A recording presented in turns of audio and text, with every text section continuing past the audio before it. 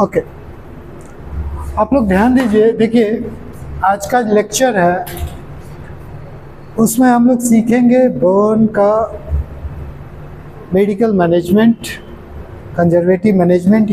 जो burn wound होता है वो कैसे करेंगे, उसके बाद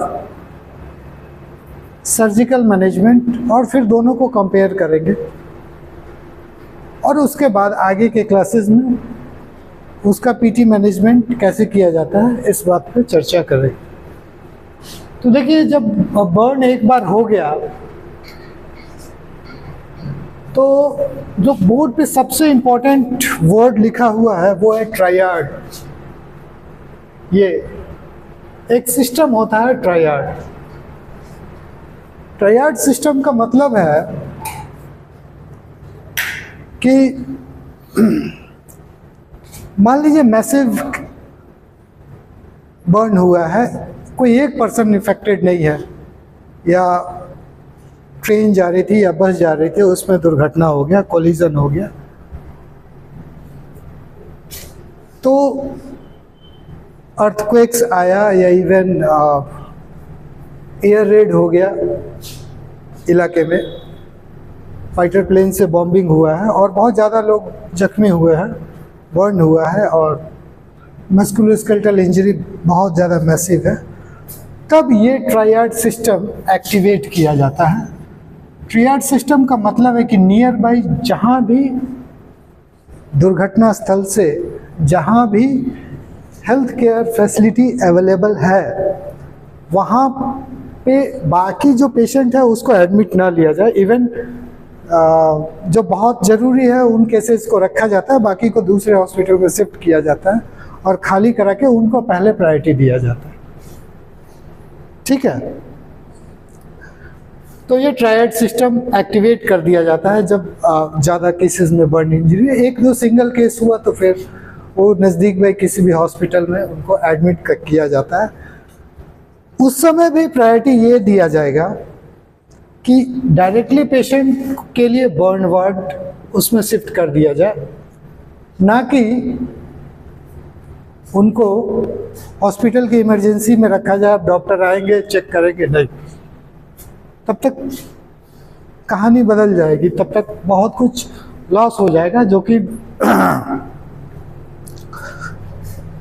ठीक नहीं है। तो सबसे पहले अब ड्यूरिंग द ट्रांसपोर्टेशन, ठीक है, सबसे पहले तो पेशेंट को ट्रांसपोर्ट किया जाएगा, अगल बगल गली मोहल्ले के लोग ही जो है उनको ट्रांसपोर्ट करते हैं, उनके साथ बर्न टीम जो है कोऑपरेट करती है। तो ये इसमें डॉक्टर भी इंक्लूडेड रहते हैं।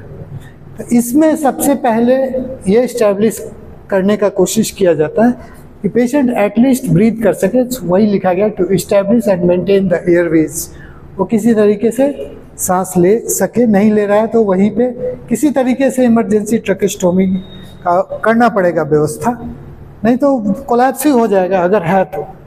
ठीक, पहला पॉइंट। दूसरा, ड्यूरिंग द ट्रांसपोर्टेशन, ठीक है, ऑन पेपर देख के रूल ऑफ 9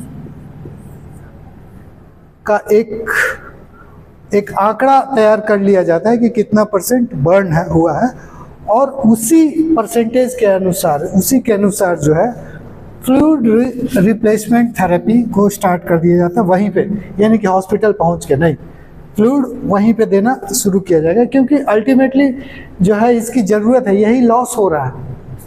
ठीक है, बॉडी से फ्लूइड लॉस हो रहा है, हीट लॉस हो रहा है, तो एटलीस्ट उसका रिप्लेसमेंट करना बहुत ज़रूरी है। अब इस पर बहुत रिसर्च हुआ है कि कितना फ्लूइड लॉस होने पे क्या फिजियोलॉजिकल बॉडी का रिस्पॉन्स रहता है, ठीक है, और कितना फ्लूइड देना सेफर है, कार्डियोवास्कुलर एडजस्टमेंट कैसे होता है, दैट्स वो जो वहाँ पे फिजिशियन रहेंगे या जो भी डॉक्टर रहेंगे वो उस समय जो है डिसाइड करेंगे कि किस रेट से देना है, स्लोअर रेट से देना है या हायर रेट से देना है। तो डिपेंड अपॉन की ज़रूरत कैसा है उसके अनुसार, एक्सटेंट ऑफ बर्न कितना है उसके अनुसार से।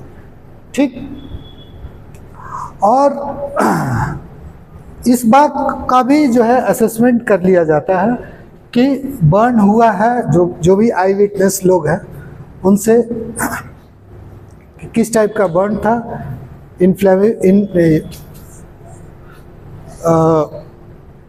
क्या बोलते हैं, इन्फ्लेमेबल एजेंट्स के थ्रू बर्न हुआ है, या फिर जो है सो कोई बॉइलिंग वाटर इस तरीके से बर्न हुआ है, एक्स टाइप ऑफ एक्सीडेंट कैसा था, इनहेलेशन इंजरी है। इन सब चीज़ों को ओवरऑल जो है सो जो यहाँ पे असेसमेंट कर लिया जाता है, और उसके बाद सीधा पेशेंट को बर्न वार्ड में डायरेक्टली शिफ्ट कर दिया जाता है फॉर फर्दर मैनेजमेंट। यहाँ से किसी को कोई सवाल नहीं? ऑफ कर दीजिए।